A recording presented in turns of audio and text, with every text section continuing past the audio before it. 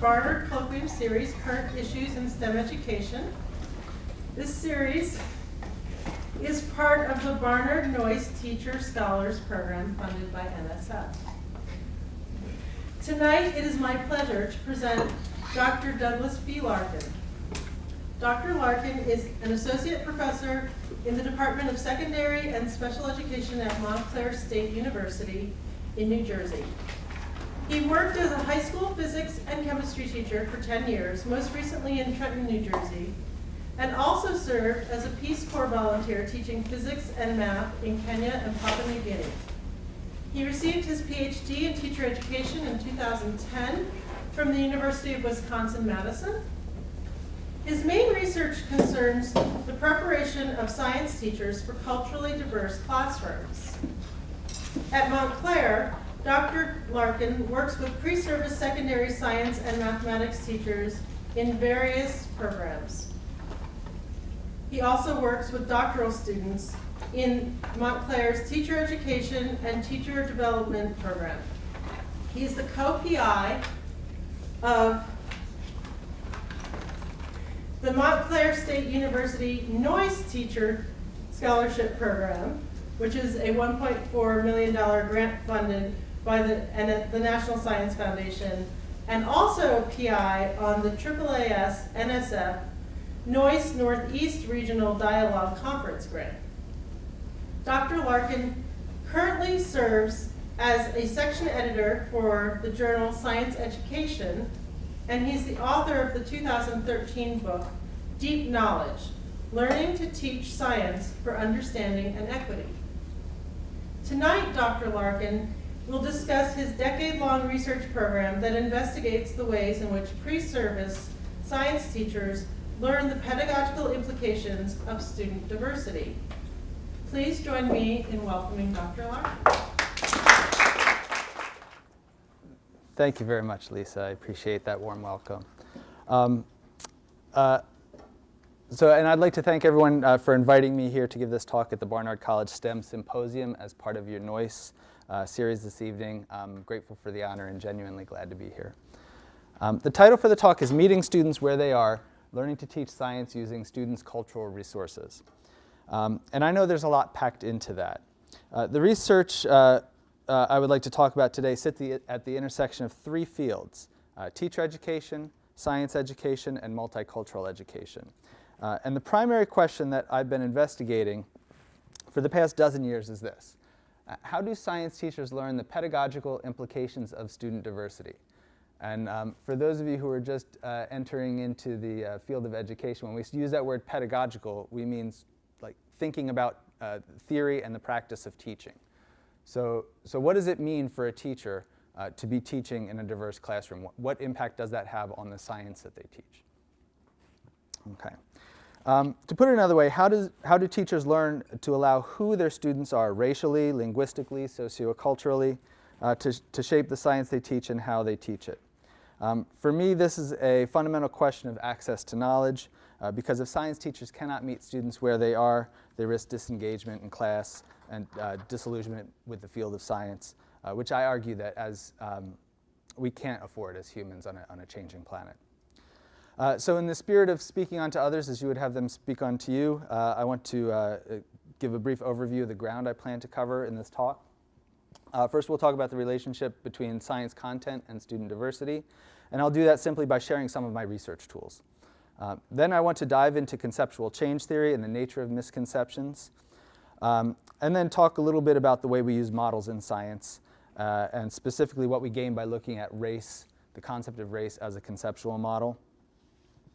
And then for the last part of my talk, I want to draw upon my research to give three answers to that big question I just posed, as well as discuss the implications for thinking about science teacher education and equitable outcomes.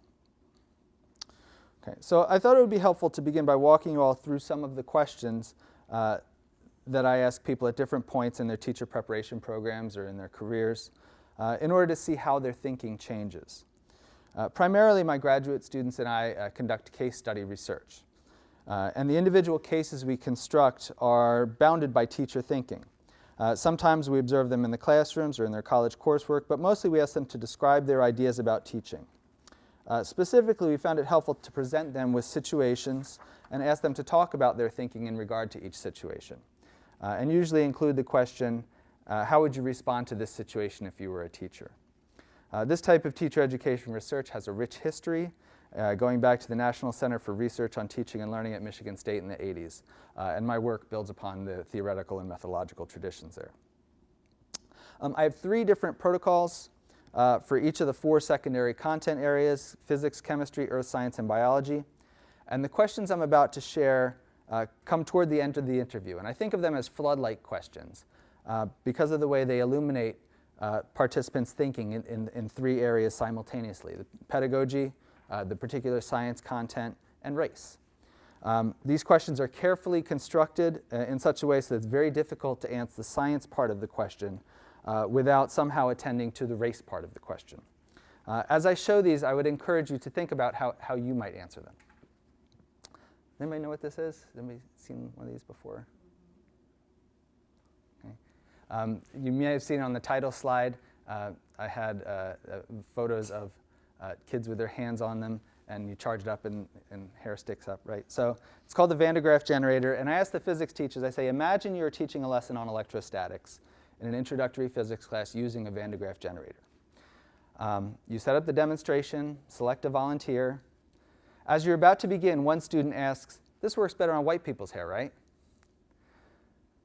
And then I ask the prospective teacher or the teacher, how might you respond to that?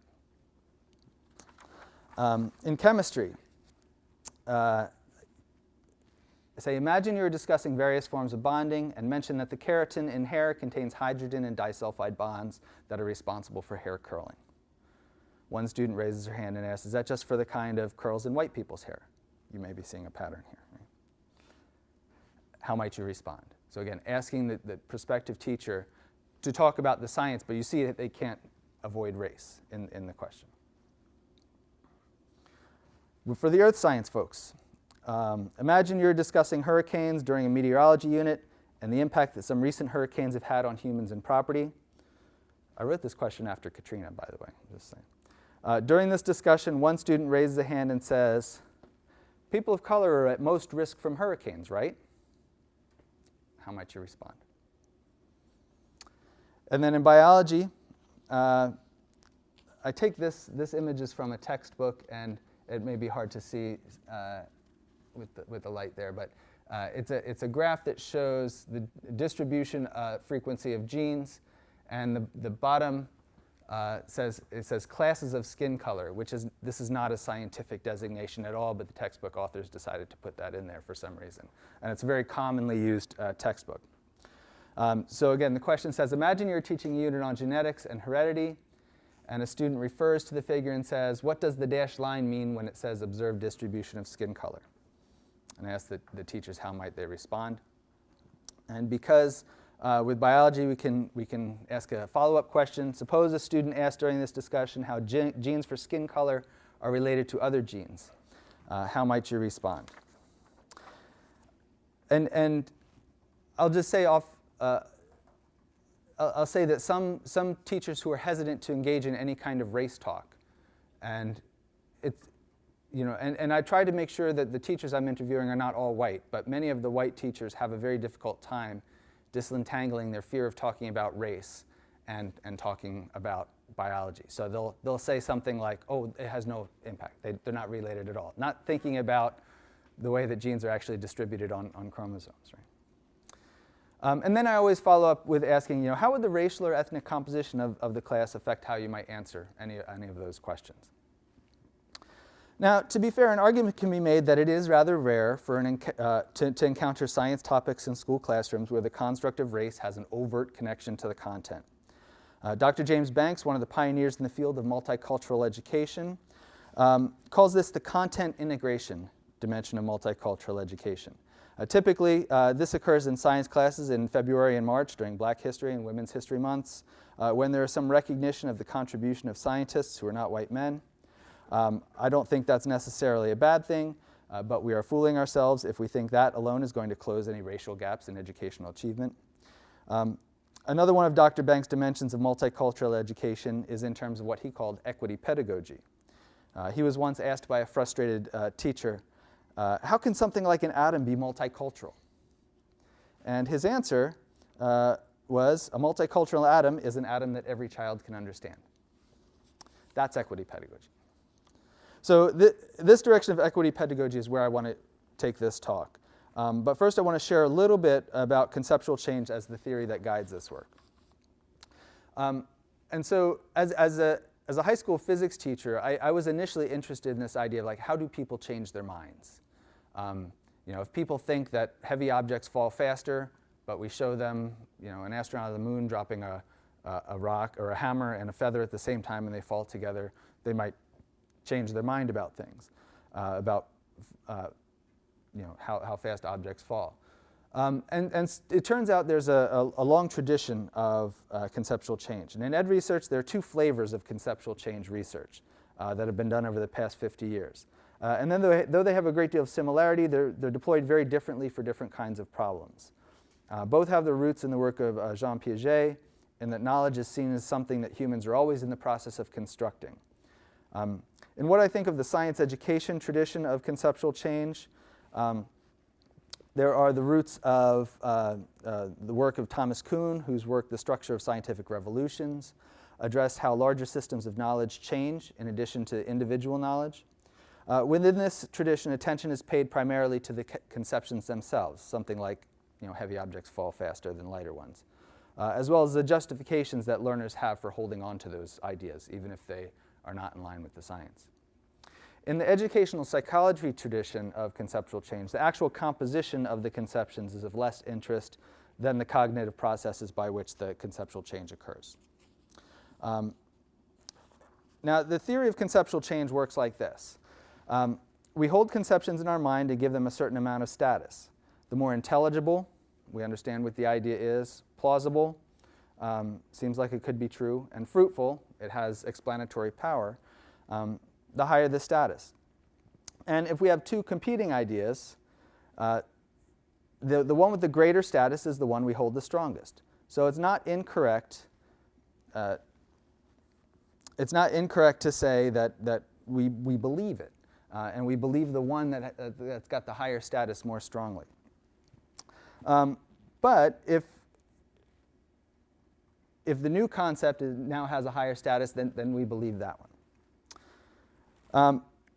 But the idea of misconceptions as faulty extensions of productive prior knowledge is still useful because it helps us mark where people are in their relationship to accepted disciplinary knowledge. In my work, I look at a few different kinds of misconceptions, and I'll share two here. The first are what we might call student conceptions about content, such as the idea that there's no gravity in outer space. This would be an example of a student misconception. The second are those teacher misconceptions about pedagogy and students. That's from Ferris Bueller's Day Off. Anyone? Anyone? Okay. Such as the idea that lecture is the most effective form of instruction and that students understand things when we just explain it to them. Today in a lecture like this, I'm banking on the fact that you've thought about some of this stuff already, and really my task here is to help you to organize what you already know. Hopefully I'm not telling you 100% brand new things. You've thought about some of these things in one way or another already. Okay, so then there's the matter of stringing ideas together. But for me, it makes sense that learning science and learning to teach operate on these same general principles of learning.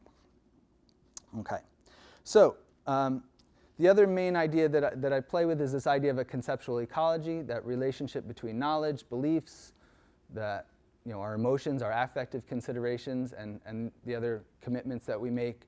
Our brains are concept maps in a very real way. The ideas that we have are very connected. And this becomes important when we try to figure out how a change in one idea impacts a change in another. Like when we shake the corner of a spider web where race is, we can see how conceptions of teaching science moves in a different place. Okay. I'm going to just jump here. Okay. So given that race is a central construct of my work, I want to share one theoretical and methodological insight that over time has become a proper analytical tool for me. I found it useful to think about race as a model, existing within an individual's conceptual ecology.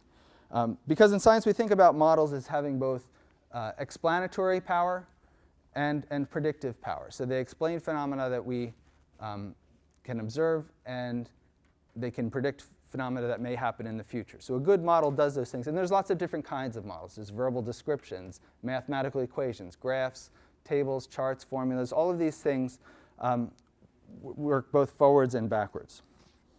And I want to give an example so the question that I want to put in that model is this question of what does race explain, this concept of race. And I asked myself that question.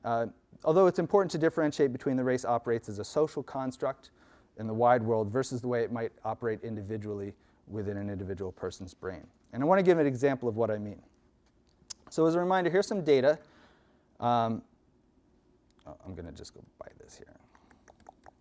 So here's some data showing an 11-year cycle of population increases and decreases among snowshoe hare population and its predators. Okay, so students in an 11th grade class an 11th grade environmental science class were presented with this phenomenon of the cycling population data. And then we're tasked with creating written and visual models to explain these data. And this was documented through the Ambitious Science teaching project at the University of Washington, Seattle. The intellectual work of the class was to develop an explanation that was consistent with the scientific knowledge while also explaining the data. Right? And so here was their model that they came up with. And again, this is student-generated model, but they included the predators, they included the hare, they included humans, food, energy in the system, biotic, abiotic factors. All of that was part of the model to try to explain this cycle of fluctuating population. So now I want to present you all with a phenomenon, and because you're all extraordinarily curious and clever people, I have no doubt that given enough time you could come up with an explanatory model for these data, which come from the New York sample of the 2015 National Assessment of Educational Progress, NAEP as it's commonly called. It's a gold standard in educational testing. It's a benchmark that allows us to compare different states. So the first graph here, this is the real model from a scientific paper. So you see the student-generated model is not too far off from the real scientist's model. So the first graph here compares the 8th grade science scores between students who are, in the witty language of the federal government, non-low SES, which means not poor, to the low SES students, which means poor. And there's about a 28% achievement gap there, 78% above basic for the wealthier kids, 50% for the low SES kids, for the poor ones. So we can reasonably say that socioeconomic status has some amount of predictive power. In that if we know the socioeconomic status of a given student, we can predict whether they're more likely to achieve at a given level. And looking at the scores by the race and ethnicity categories, the achievement gap between students identified as white and Asian, and those identified as black and Hispanic. Again, these are the categories in the test that students can choose. It's almost 1.5 times the predictive power of socioeconomic status. And while we're here, let's just do a brief thought experiment to see what this chart might look like if race had no predictive power. It won't be the last time we visit utopia in this talk, but I think it would look like this. If race had no predictive power, what would that look like? And I'm just going to tell you, this is fake news here, what I'm about to give you. This is not a real statistic, but this is something we can shoot for, right? It would look like this, with the categorical differences in achievement reduced to statistical noise. This is what we're shooting for, right? And then we can work on increasing everybody's achievement level. But we don't live in this world yet. We don't live in this world where race or socioeconomic status has no predictive power. In a fair society, race, ethnicity, socioeconomic status would have no correlation with student achievement, but it does.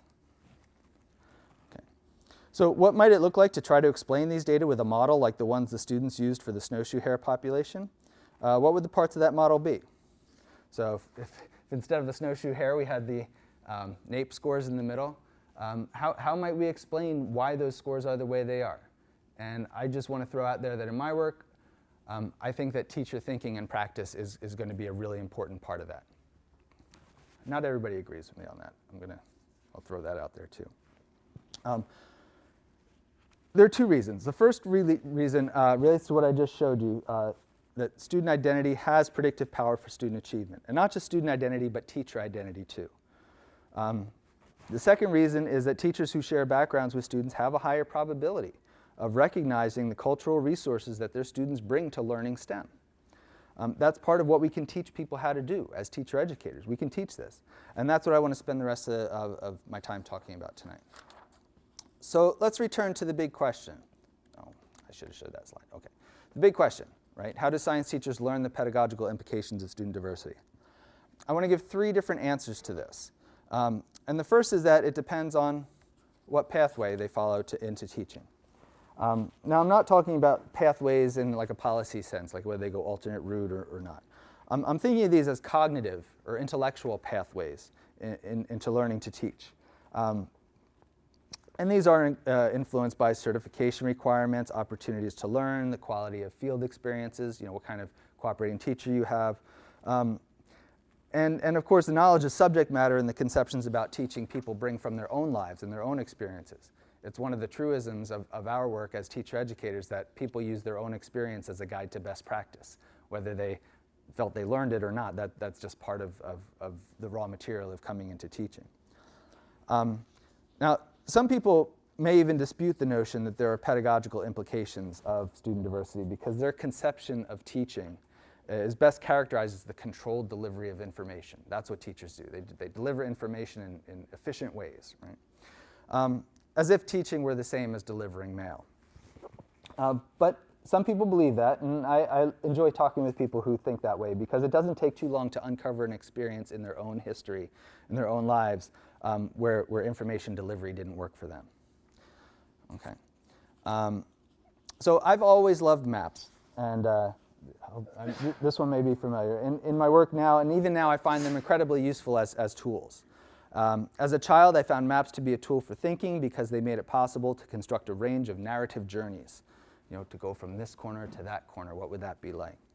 And explore each for their implications. And because as one of those 80s kids, Stranger Things really hit home for me, I just got to say, who played Dungeons & Dragons in carpeted basements for hours on end, I never had any misconceptions that maps necessarily had to have a physical one-to-one correspondence with reality.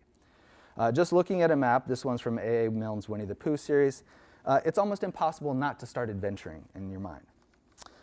Now, the idea that one must undergo a journey when mastering a craft or profession has been around for millennia, and it's a good metaphor. So my contribution here is to represent learning to teach science cartographically in a way that helps us think about things.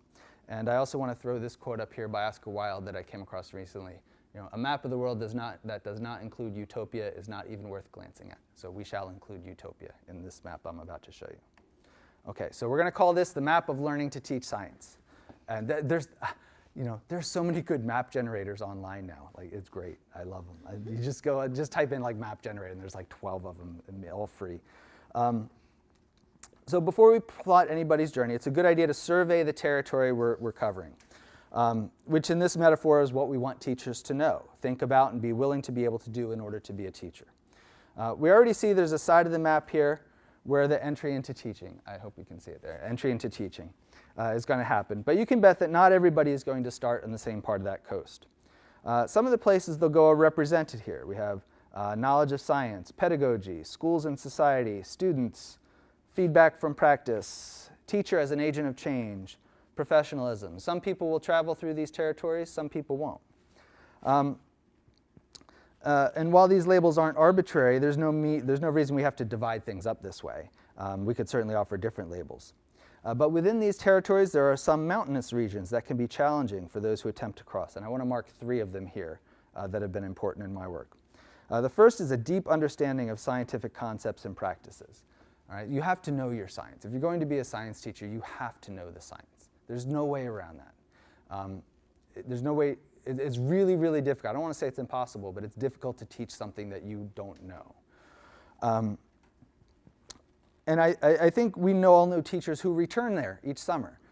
We know those people who they want to get better. They want to know more about science. And these people absorb every opportunity they can get to get more science knowledge.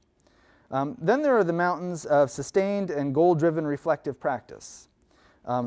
These can be a hard climb because any effort at intentional change in our behaviors can be extraordinarily difficult. Those of us who've tried to break any habit, for me it's Twitter right now, but like any time you're trying to break a habit, it's really hard. It's really hard to change who you are. Luckily, in becoming a teacher, it really does force you to change who you are. So there's that opportunity there. And when we say, this is the kind of teacher I want to be, and I'm not there yet, but if I make these changes, I'll make progress in that direction, it's a form of self-work, and it can be very slow going. And the last mountain range I want to map here is the one I'm calling race, socioeconomic status, and other dimensions of diversity.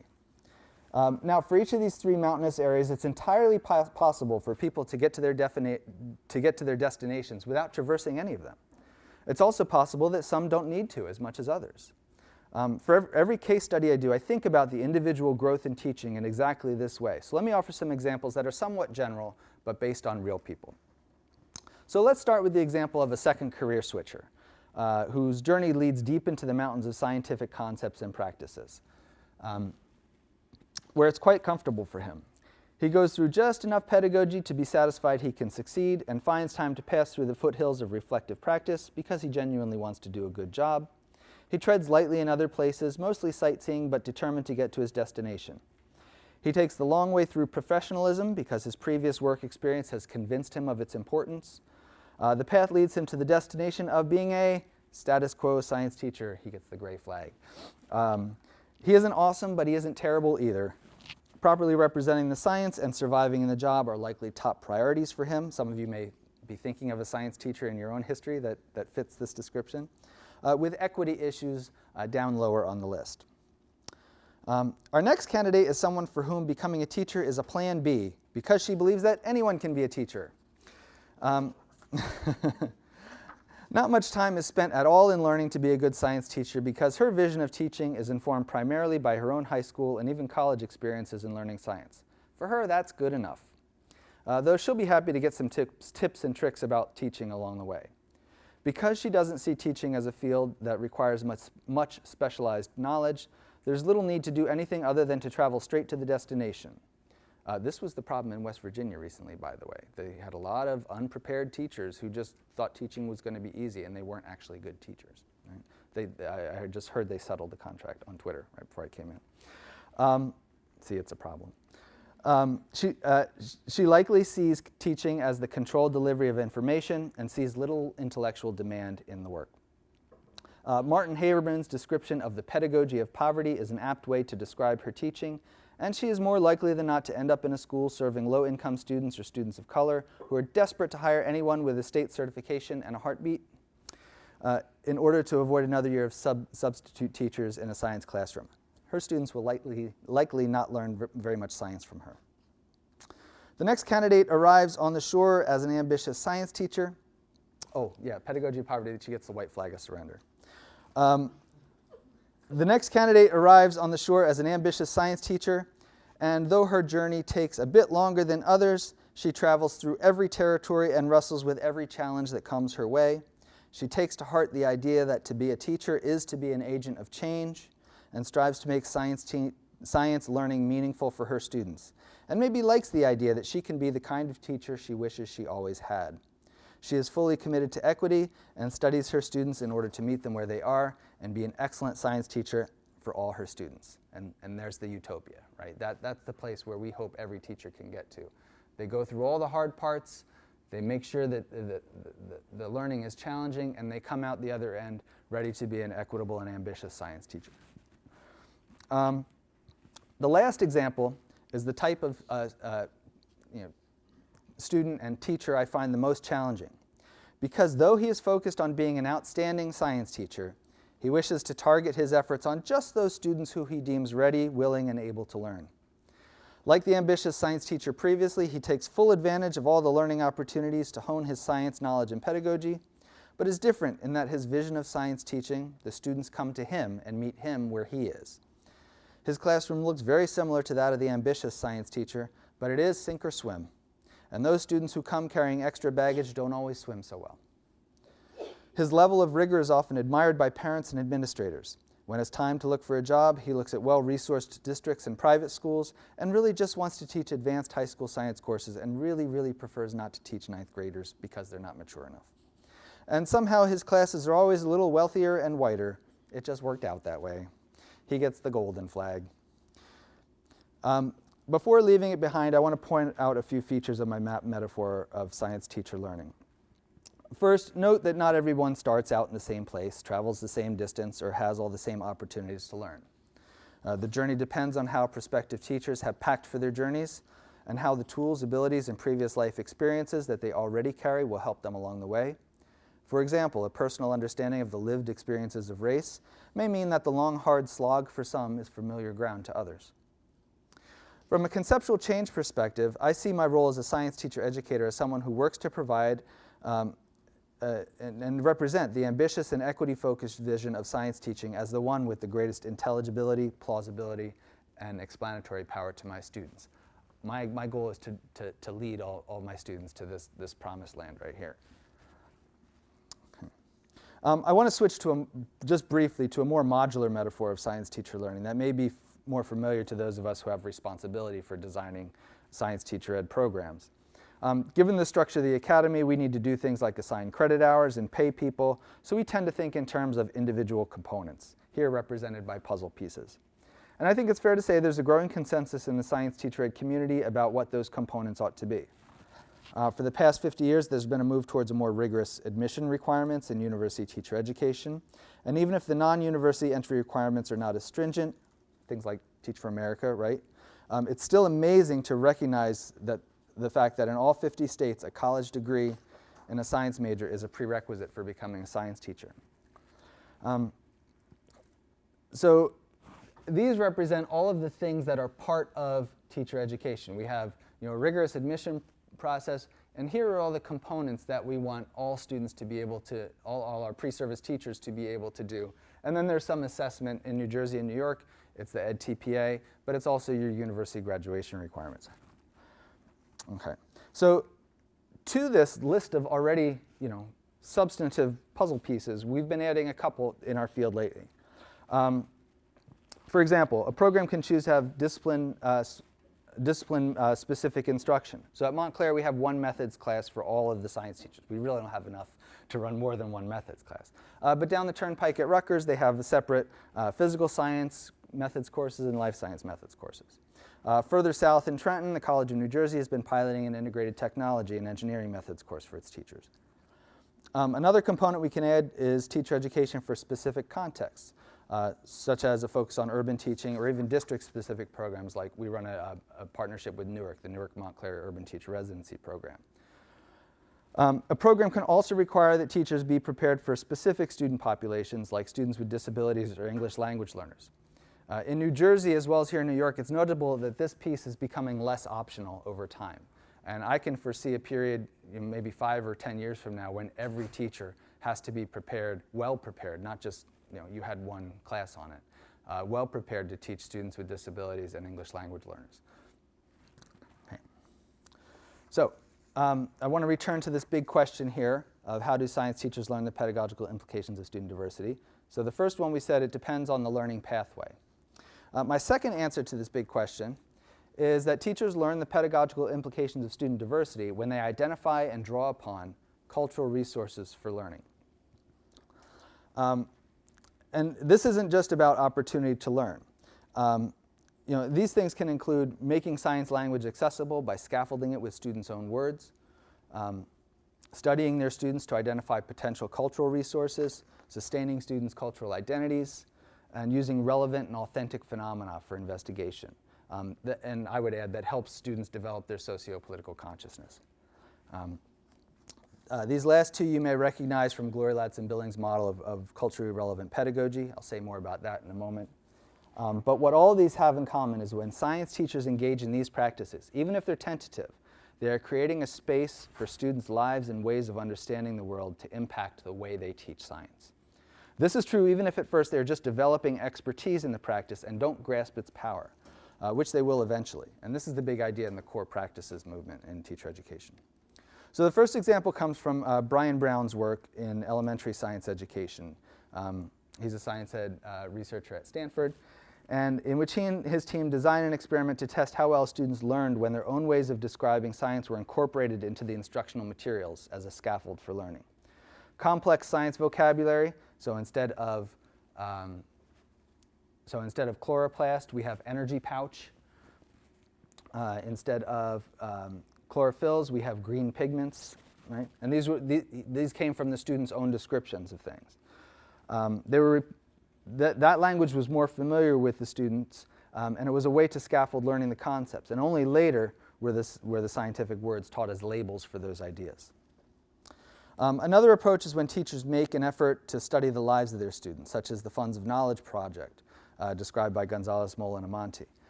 Kathy Amonte describes how the ethnographic interview protocol used by teachers in their program led the teachers to identify all sorts of cultural resources. In her specific example, the majority of the Mexican students in her Arizona classroom had extensive personal experience with horses, something that none of the teachers knew. And once they knew that, they were able to leverage that knowledge for learning in the classroom, both in terms of science, but also, incidentally, in terms of mathematics and language arts education. And then there's examples of sustaining students' cultural identities, which is also a feature of the culturally relevant pedagogy. What this means is that students don't have to check their culture at the door as a prerequisite for learning science.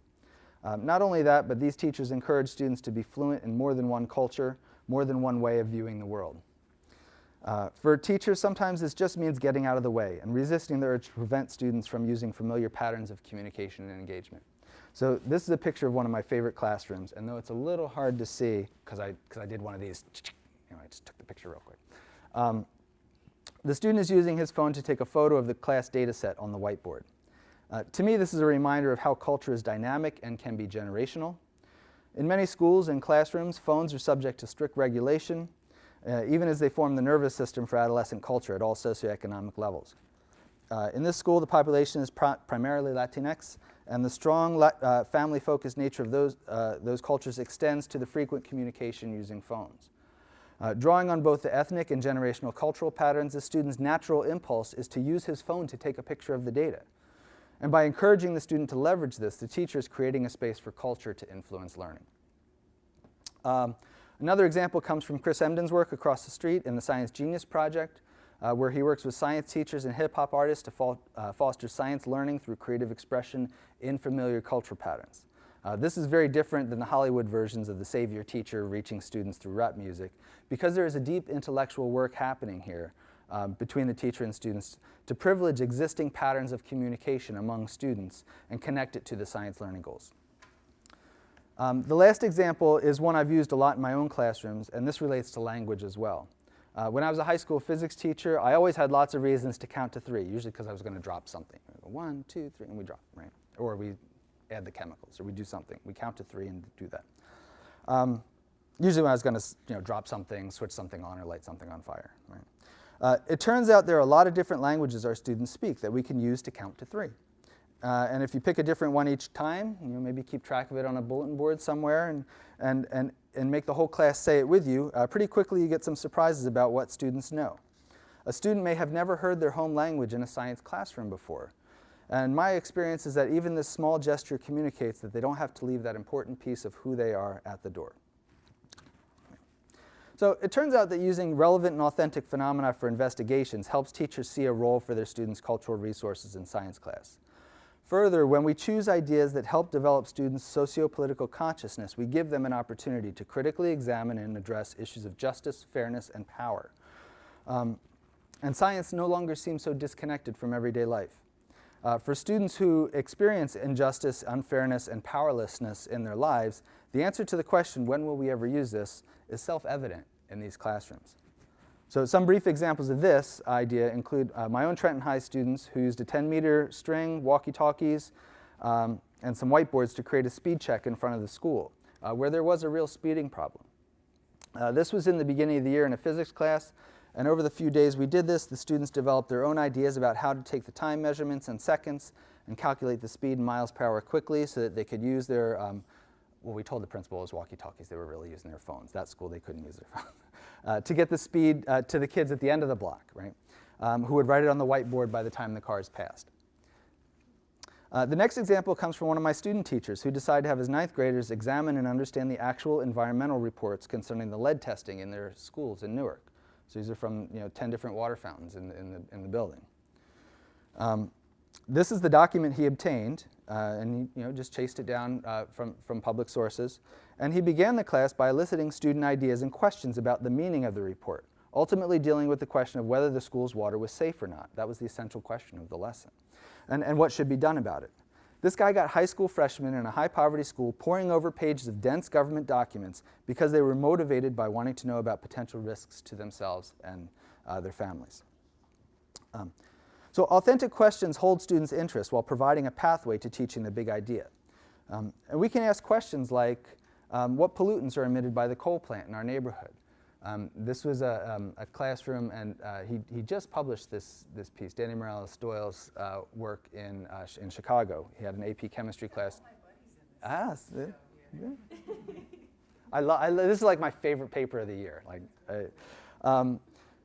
Another one, should the police be permitted to engage in high-speed chases? Right? This is one that came up in my own classroom. How does radiation both cause and cure cancer? Right? You can do 5 weeks in a chemistry classroom or a biology classroom with that question. Right, okay. So my last answer to the big question is that teachers learn the pedagogical implications of student diversity when they learn to elicit students' ideas for explaining phenomena. When teachers elicit their students' ideas, they present an opportunity for students to use their life experiences and ways of seeing the world in science class. Especially if it fosters the development of the student's socio-political consciousness. We can do this in teacher education. You can do this if you're learning to teach. It's not a skill that comes at you. It's a complex set of practices that is learnable.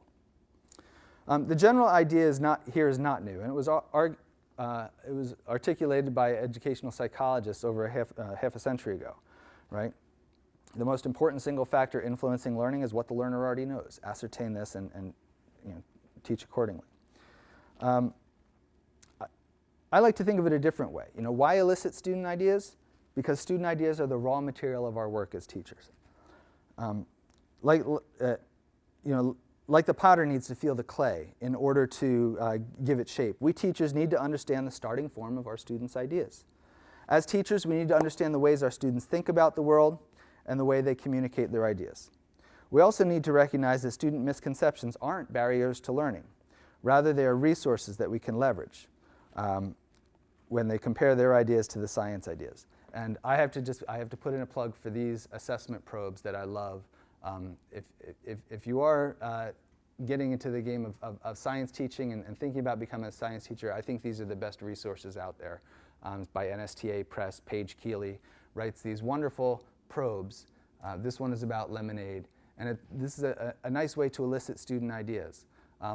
When I went to school, a teacher who put a question like this on the board would have answered it and, letting us try it, tell us what the right answer is, and then we would have moved on. I have given this probe to first graders, and I have given this probe to college professors, and their answers are remarkably similar because people's misconceptions don't change over their lifetime unless there's intentional movement on this. I will leave it to you to decide whether the mass of the lemonade and the sugar changes once you put the sugar in. Okay. So here's another example that we use in our class. We can ask questions about that connect to underlying science of social issues, like how is it possible for a set of twins to have different skin pigmentation? This is a genuine phenomenon. It's something that has we can come up with a model, using what we know about genetic inheritance, and we can give this as something that students can struggle over. A teacher who sees this as an opportunity to stoke student thinking is going to get a lot of mileage out of this question. This was a question. So I was teaching physics in Trenton, and I was having a lot of problems with Newton's first law. Teaching this idea that they got the object at rest stays at rest part, but that an object at constant velocity doesn't change its motion if the force is constant. That was a hard one. So I took a walk around the neighborhood. I walked to school every day, and I was looking around the neighborhood, trying to find things that could connect Newton's first law for my students. And I hit upon it when I saw somebody raising up a fire escape ladder, which can weigh about 500 pounds, but there's a nice little counterweight on the end of it. And so we ended up building a model of a fire escape ladder in the classroom. And this question of why are 500-pound fire escape ladders so easy to lift was a really nice way to demonstrate those principles and get my students thinking about it in a way where they didn't have to say, why do we need to learn this? We can also use these amazing little supercomputers that most of us carry around in our pockets to record our own phenomena when we see it. So I had the privilege of visiting Rocky Mountain National Park this summer. I hadn't been there since I was a little kid. And we noticed something in the car. I'm going to show this to you. But you can do this too. If you're teaching students and you're walking around with your phone and you see something interesting, take a 30-second video. And so I'm going to just show you this video. So you can put yourself in the frame of a student in a science classroom. Hi, I'm up at about 12,000 feet in the Rocky Mountains. We bought this bag of smart food about a mile below where we are right now. And it was just a regular bag of smart food. But now, as you can see, it's all puffy, almost like a puffed up balloon. Your task right now is to come up with a model using the prior knowledge that you already have about snack bags and air to try to figure out why it gets all puffy when you go up a mile. It's the only difference between the way it was and the way it is now. Okay, thanks. So all of this relates to what I've come to think of as the most important. Oh, this is another one I took. So I took my daughter to a concert, and there was a disco ball there, and she's watching the band, and I'm watching the disco ball. I'm like, oh, what a great phenomenon. So I took 30 seconds of the disco ball. The question of, how is the light getting, clearly there's a light on this side shining on the disco ball, but how are we seeing this light here if the light is going that way, right? If the light is bouncing off the disco ball and going that way, how are we seeing it? It's a great phenomenon, right? And you can, again, first graders to grad students can model this stuff. But it's a worthwhile intellectual activity. And once you start seeing puzzling phenomena in the world, your phone will fill up fast. Okay. So all this relates to what I've come to think of the intellectual work, the important intellectual work of science teachers, which is a selection of phenomena and learning activities that provide our students with multiple ways to leverage their existing resources to access the big ideas of the discipline. This is no small task, but someone who has not taken the low and easy road in learning to be a science teacher will be prepared to do it. So I want to end this talk with a few questions that we as science teacher educators are still trying to figure out. And I say this almost as a challenge to the next generation of people who are looking for good problems. There's very few things as worthwhile as a good problem. So here they are. So one question, how long is this journey? How long does it have to be? We know that there are some shortcuts into teaching. In some states in the United States, you can take an online test and 3 weeks later be in the classroom. That doesn't always work out so well for the students, but it's possible. We have other programs that take a really long time and really thorough. Are they too long? I don't know. But this idea of lifelong teacher learning sure has a lot of weight to it. I'm advocating that we start thinking about teacher preparation in a 5 to 6 year time frame. Some pre-certification and some post. How should we support this work? How do new teachers need to be supported? What are the best and most efficient ways to support people who are taking this journey? What are the consequences for taking shortcuts? For taking those quick summer courses to be a teacher, and then you go in and be a teacher, and maybe you come back and learn to be a teacher while you're actually teaching. Well, what's the consequence of that for the students? To be taught by somebody who maybe isn't as quite prepared as somebody else. But maybe, we have I'm not sure how it is in the city here, but in New Jersey we have a terrible shortage of chemistry and physics teachers. I would much rather have somebody who knows some chemistry to be in that classroom than switching subs every 30 days, right? That's not fair to the kids either. So, there's sometimes those shortcuts are necessary. I wish they weren't. Who journeys with them? Are they alone in cohorts? Are they in professional learning communities? I think for a while we had this puzzle piece model of learning to teach, and that could be kind of isolating. People went through by themselves. But now, like in New Jersey now, starting next year, people have to be in cohort programs. You have to be going through it with other people at the same time, with the same group, because we recognize it's an important form of support. And I've been talking about this as a static landscape, but we know landscapes can change very quickly over time socially. So what are the consequences of that? And hopefully as we begin to whittle away at these and other issues, we'll be able to get more people to this destination where they can engage their students in equitable and ambitious science teaching. Thank you.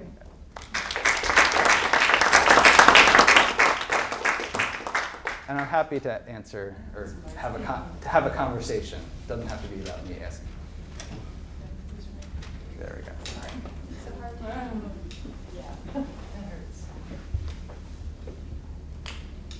That was a lot of information, but I'm sure you do have questions. Take a moment. Please tell me your name and what your major is. Or My name is Poe. I'm studying economics. I just at the end you mentioned cohorts. How are the cohorts divided? Divided as in like subject areas, or? You said that students were learning in cohorts, so in groups, and they were like, how are those groups determined? Is that by subject area or is that by ability? Definitely not by ability.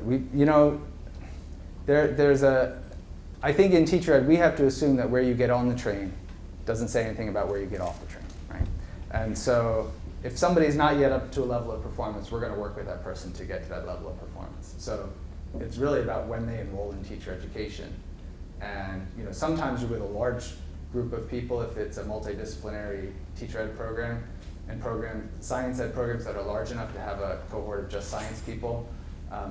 One of the things we're doing with our Noyce program is we actually carved out a small piece of, we made an extra course just for the science folks because they were sort of getting lost in all the other subject areas. They'd be by themselves. So if you can be with other people who started around the same time you started and are studying the same things you're starting, those seem to be the two pieces that really impact what a cohort can do.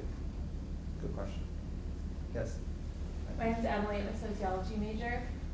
So you mentioned that teachers are being trained into how to work with students with disabilities and English language learners.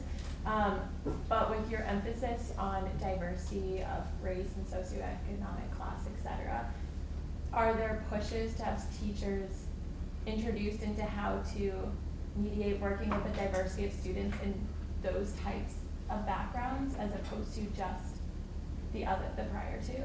And how would that look? So if I were giving this talk in 1989, let's say, I would have had a separate puzzle piece for diversity and said, yeah, we have this whole teacher ed program, and then we're going to teach people for diverse populations. That's going to be a separate thing that takes a separate set of skills. Truth be told, what we've realized over time is it can't be a separate piece. Mm-hmm. It's got to be interwoven with everything else. So I think most teacher education programs that maintain a certain level of quality are attending to issues of diversity from the get-go. And in fact, in our program in Montclair, we make sure that they have an experience in schools before they enter into the teacher ed program as a way for them to figure out whether it's a good fit for them or not. I think in the past that may have been the case, but now it's artificial almost to separate it out. That when we look at who our students are and what our classrooms look like, residential segregation is sort of another issue, but we need to prepare teachers who can teach all of the students who are before them.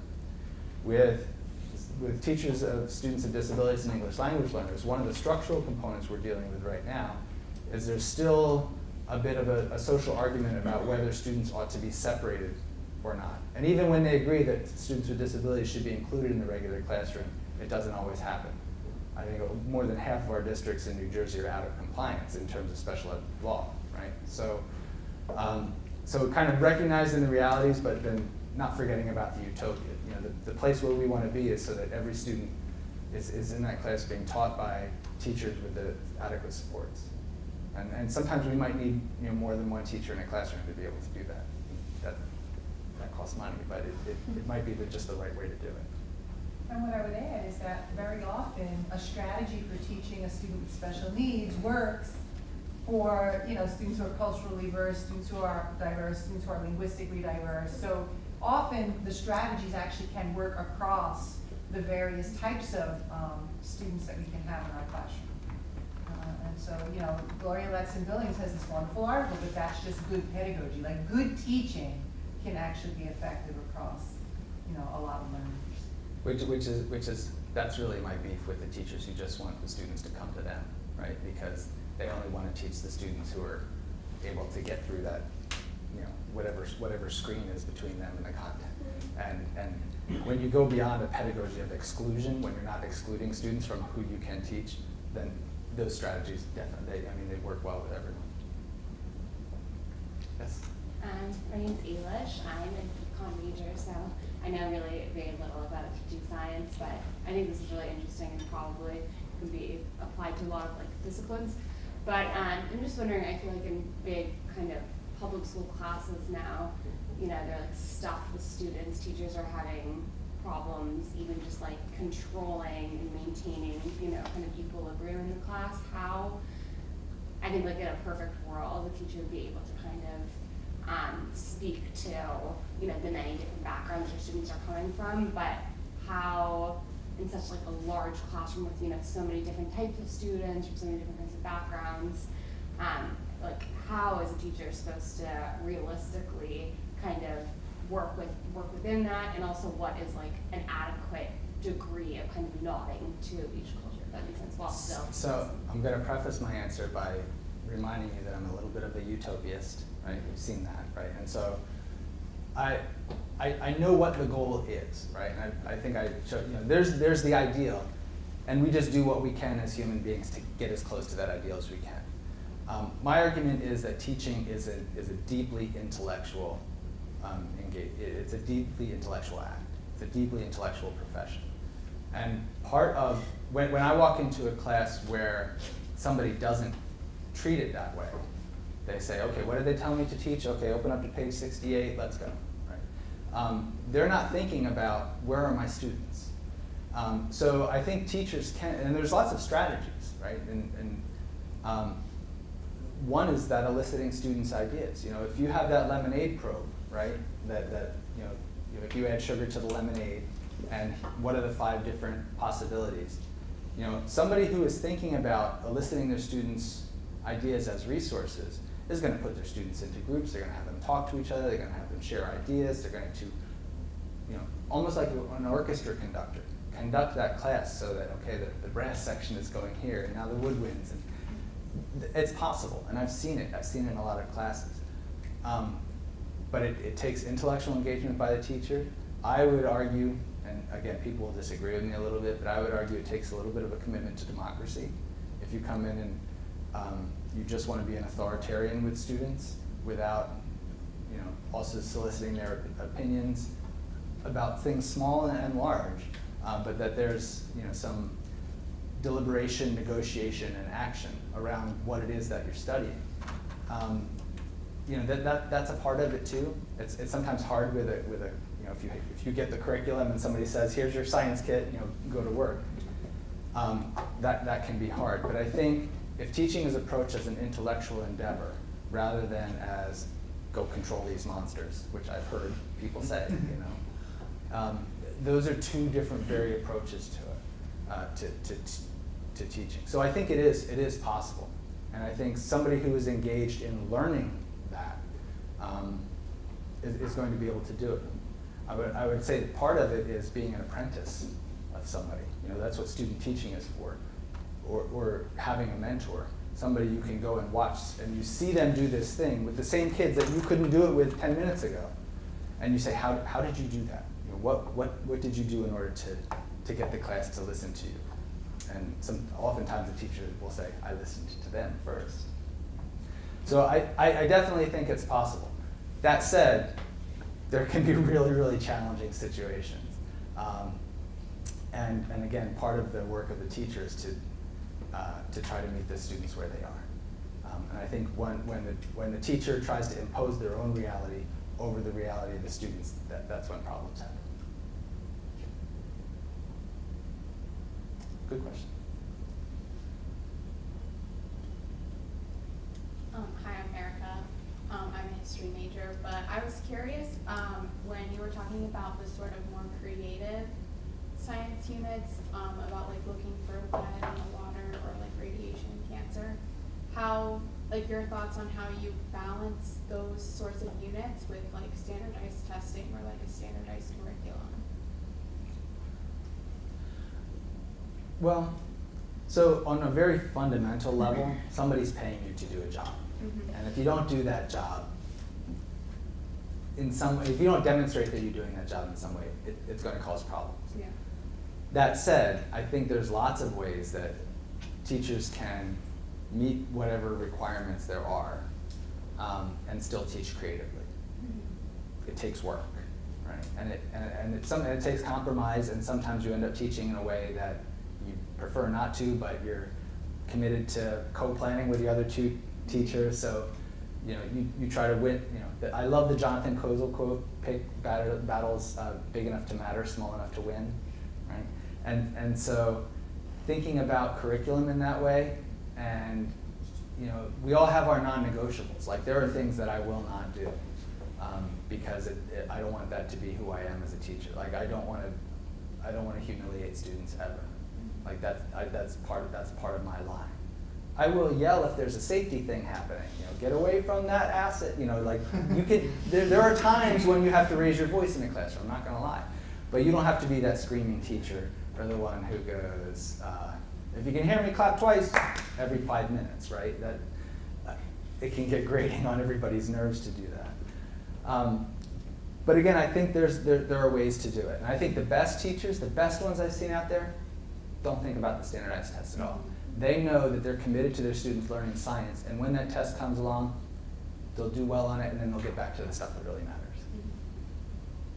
I don't know if that answers your question. Yeah, Okay. Listen. I'm Anna. I'm an applied math major. So you mentioned, you talked a lot about the ideal teacher and the utopian teacher. What do you think the best way is to find students from an early enough stage that would make those teachers? And how do you not recruit them, but get them interested in teaching, especially in STEM? I am wrestling with that question every day. I don't have a good answer, and I'm suspicious of anyone who does. Okay. Right? I think in my heart of hearts, I would love to create a Future Science Teachers of America thing and get people started from the get-go, from middle school. I do know, I know a guy, Ron Durso. Ron, if you're watching this, I'm calling you out here because you're doing a great job. He goes into high school. He goes to high schools and talks up science teaching, right? And we've had people come through our program and say, yeah, this guy came to our classroom 5 years ago. That stuff works.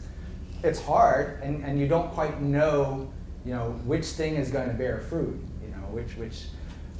but I think also just sort of fostering that love of a public, that I want to say public understanding of science, but fostering a love of science and keeping, kindling that science engagement flame that might be separate from school science. Real science and school science aren't always the same. And so, school science is going to happen to kids, but do they have that opportunity to experience real science? Or even if they don't call it that, to explore answers to their own real questions. And my experience has been people who have that experience and figure out that they enjoy making other people have that experience, those are the ones who become science teachers. I think right now we've got a model in this country of teaching as a fallback position for many people. If I don't pass the MCAT, I'm going to go into science. And that I don't want to dismiss it. We like those people. Come to us, definitely. But maybe come check us out before you take the MCAT too, right? I always half joke that if this whole teaching thing doesn't work out, I'm just going to go be a particle physicist. So can I talk a little bit about Sure. our program? So Please. Our program here at Barnard, I find that we get, there's probably at least 3 stories that we get One story that we get are the people who, lined up their stuffed animals or their dolls or their trucks and were teachers from a very young age. Or had younger siblings and were teachers from a very young age. Or were swim instructors or coached, younger kids and got into some kind of teaching experience that let them know that they enjoyed teaching from a younger age. And so that's kind of one pathway that we get. Another pathway that we get is the student who had this favorite teacher, this amazing teacher that made them fall in love with a subject that they didn't think was going to be their favorite subject, but taught them and it inspired them, and that's kind of why they want to be a teacher. So that's kind of pathway 2. And so they really have a deep passion for a particular content area, and they want to teach that content area. I think the third pathway is kind of the pathway of, people who want to make a difference in the lives of young people and know that education is a game changer in that, and want to be a part of education kind of, for that reason. And then probably I do have to, mention that fourth pathway, which is that pathway of, I want to go to medical school, I want to go to law school, or I want to do this thing, but maybe I can, teach for a little while first. So it's kind of this holder place before people really commit to or go down the path of other things that they want to do. So those are kind of the pathways that people come to us on. As far as doing the urban teaching program. Now we also have our Ed Studies program, which draws people from a lot of different pathways. People that know they want to do ed law or ed policy, or they want to be occupational therapists or school social workers or school psychologists, or they're just interested in environmental ed or informal ed, and so they'll go the Ed Studies route, or they know they want to teach but they can't do our program now, so they'll do that minor and they'll do urban teaching or teaching as a graduate program. So those are kind of the pathways we've experienced here in the Barnard education program. And we do take students from Columbia and Barnard, and they can do it as a minor or special concentration, and you can graduate with certification to teach. So there's my plug. And I would like to argue that you saw an amazing STEM teacher already. Is that amazing STEM teacher in the room? Maybe. Hands-on, start where you are. Get you talking, get you in groups, all that stuff. Well, my contact information is there, larkinb@montclair.edu. Please don't hesitate to drop me a line if you'd like to follow up with anything.